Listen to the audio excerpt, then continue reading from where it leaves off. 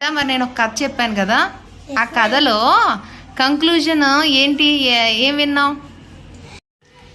అక్కడ తను వాళ్ళందరూ స్ట్రక్ అయిపోతే తను ముందుకు వెళ్తూ వెళ్తూ ఆ కాన్సన్ట్రేట్ ఉంచుకొని అలా వెళ్ళడం వల్లే రాజ్యం దక్కింది.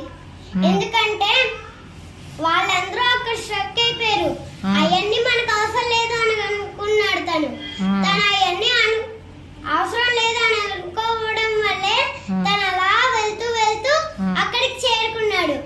అందుకనే తనకి ఆ రాజ్యం దక్కింది. అంటే దారిలో ఉండే డీవియేషన్స్, బంగారం, డబ్బు ఏమి వద్దు అనుకొని ఏమి మనకి అవసరం లేదు, ఏమి వద్దు. మన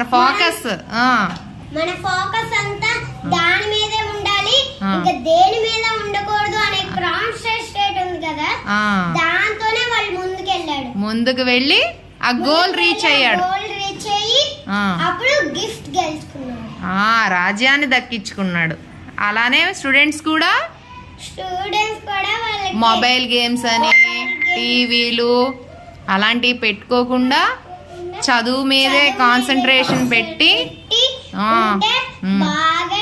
లైఫ్ లో సక్సెస్ అయ్యి మనకి లాస్ట్ మన గోల్ ఏంటి? మంచి జాబ్ వచ్చి మన అమ్మ నాన్నల్ని బాగా చూసుకోవడం. Very good.